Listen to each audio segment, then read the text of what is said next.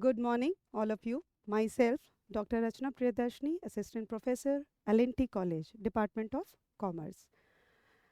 ये मेरा पहला क्लास है MJC सेमेस्टर 1 के बच्चों के लिए। सेमेस्टर 1 के बच्चे basically financial accounting major paper में चूज़ करते हैं, और अगर हम उस पार्ट को ध्यान दें तो वहाँ पे दो वर्ड आता है बच्चों, ध्यान से समझेंगे। फिनेंशियल अकाउंटिंग, अकाउंटिंग का मतलब क्या होता है? What is the meaning of accounting here? Accounting is the language of business. हम जो बिजनेस करते हैं वहाँ क्या करते हैं? डे टू डे ट्रांजेक्शन करते हैं। क्योंकि बिजनेस में कहा ही गया है that what is business? Business means it should be continue for the long time, वो लंबे समय तक चलने वाला होना चाहिए। तो क्या लंबे समय तक कोई बिजनेस अगर चल रहा है तो उसमें ट्रांजेक्शन संभव है?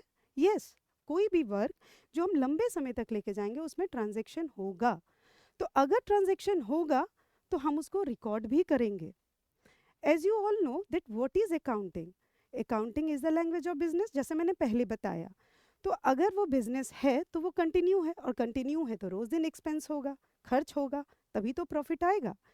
तो इन सब को हम अगर बैलेंस करते हैं तो वो मेरा कहाँ आ जाएगा? पीएल, तब तो प्रॉफिट निकलेगा।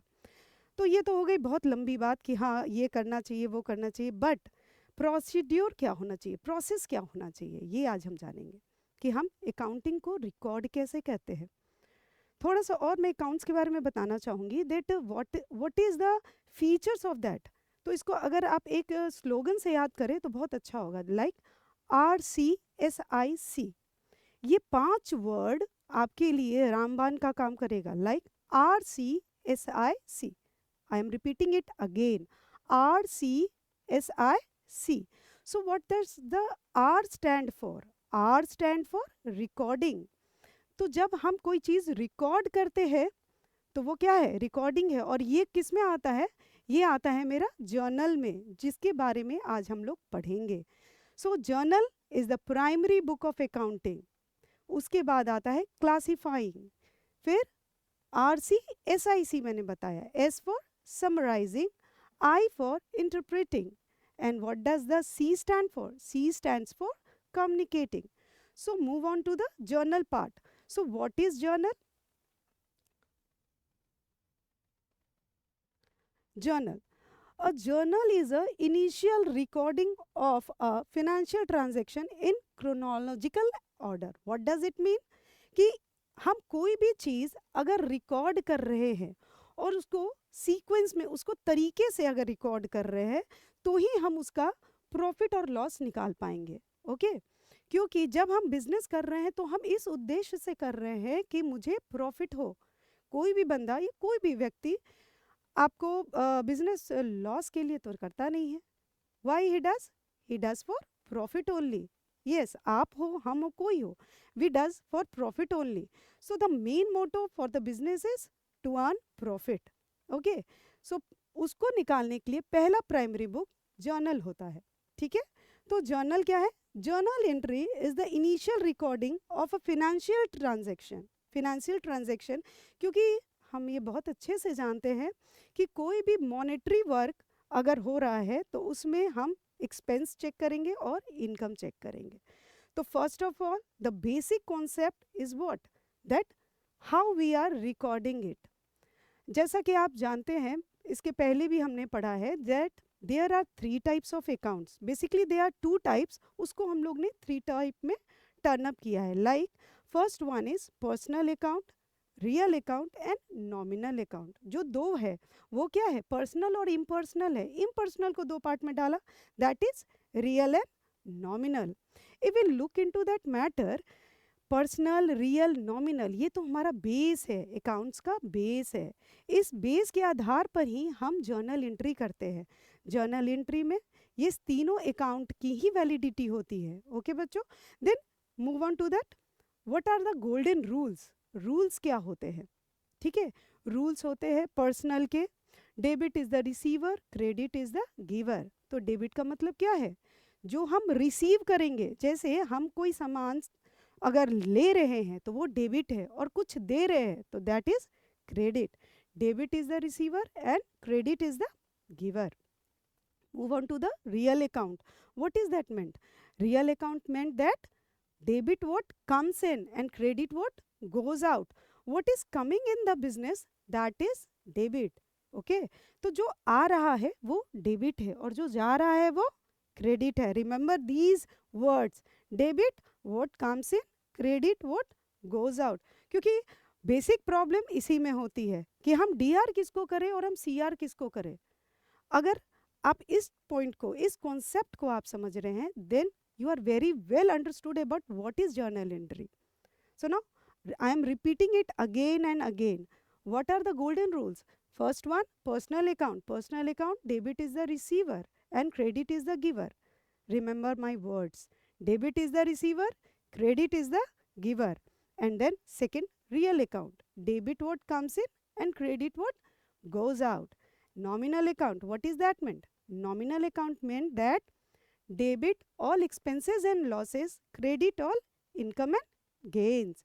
ठीक है, डेबिट ऑल एक्सपेंसेस यानी जो भी खर्च होगा, जो भी लॉसेस होगी, वो सब कहाँ जाएगा, मेरे डेबिट में. और जो मेरा इनकम है, जो प्रॉफिट हो रहा है, जो गेन हम कर रहे हैं, वो सब मेरा कहाँ जाएगा, क्रेडिट में. तो अगर आपको ये 3 गोल्डन वर्ड्स बहुत अच्छे से याद है, then definitely you are ready to make a journal entry. Okay, so I am repeating it again, the 3 golden rules. Personal account, debit is the receiver, credit is the giver. Real account, debit what comes in, credit what goes out. And last, nominal account, debit all expenses and losses, credit all income and gains. Okay, अब हम लोग समझते हैं journal entry पर. यही 3 golden rules के आधार पर आप जर्नल एंट्री बहुत अच्छे से बना लोगे. First of all, what are the principle of double entry accounting?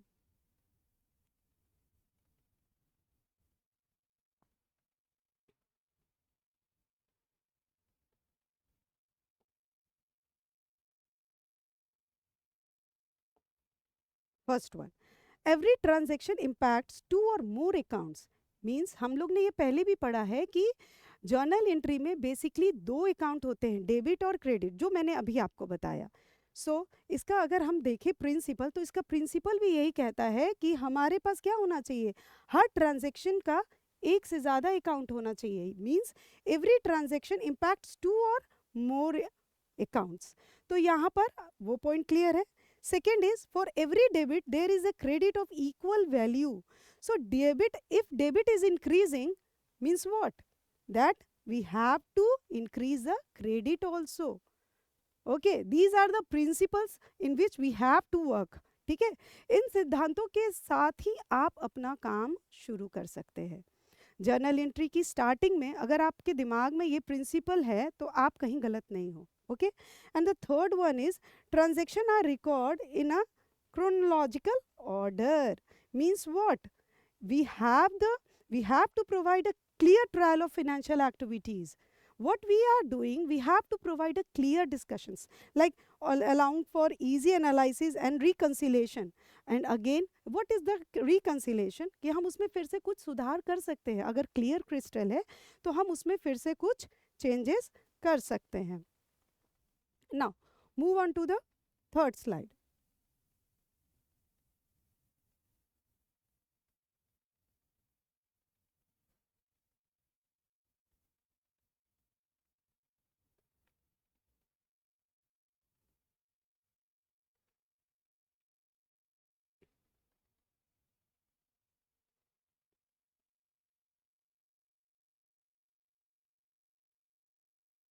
Okay.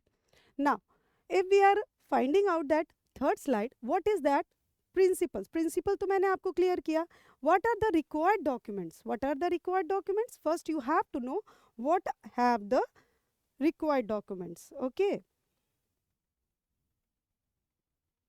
एक minute. I think there is a something technical issue is there.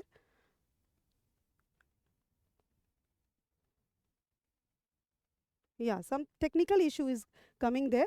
So let's move on to the third principles. Okay. So what are the required things that we have to do in journal entry? That is date. Firstly, हम कोई भी transaction करते हैं, हम कोई भी लेन then करते हैं, तो उसमें डेट का होना बहुत ज़रूरी है, क्योंकि अगर हम डे टू डे ट्रांजैक्शन नहीं करेंगे तो हमें पता नहीं चलेगा कि लास्ट में हमने क्या किया, लास्ट में हमने कौन सा आइटम खरीदा या कौन सा आइटम को बेचा। सेल्स और परचेज दो आइटम्स होते हैं, तो यहाँ पर हमको चेक करना होगा किस डेट को हमने क्या काम किया। So there are 5 columns: date, particulars, LF, debit amount and credit amount. So date, we are putting the date there. Particulars, यहाँ ये चीज़ समझना बहुत ज़रूरी है that what is particulars. Particulars में हम ये चीज़ डालते हैं, जैसे अगर मैं आपको बोलती हूँ that मैंने बैंक में पैसा जमा किया, I have entered into the bank, मैं बैंक में गई, मैंने पैसा जमा किया, तो यहाँ पर दो कॉलम्स बनने चाहिए, या तो मैंने पैसा जमा किया और उन्होंने पैसा लिया। मैंने आपको गोल्डन रूल्स में बताया था there are 3 types of account: personal account, real account and nominal account. तो यहाँ पर हम दो अकाउंट की बात करेंगे कि किसने पैसा लिया और किसने पैसा दिया। मैंने बैंक में पैसा दिया, तो यहाँ पर दो अकाउंट बनेगा, that is me and bank. अब मसला ये उठता है कि हम डेबिट किसको करें और क्रेडिट किसको करें। तो डेबिट करने के लिए हमें पहले ये ध्यान देना होगा कि रूल्स मैंने क्या बताया था। रूल्स मैंने बताया था जो रिसीव कर रहे हैं वो डेबिट और जो दे रहे हैं वो credit. Debit is the receiver and credit is the giver. So here bank is receiving the cash, so what is that, debit क्या हो जाएगा, बैंक, और क्रेडिट क्या हो जाएगा, me myself, because I am giving the cash ना, I am giving the cash to bank. So what is that, bank account है ना, डेबिट बैंक, बैंक में पैसा जा रहा है एंड कौन दे रहा है, मैं दे रही हूँ, तो रचना, तो bank account to Rachna account. If there is not any name written there, then you can write bank account to cash account. Why we are using the word cash here?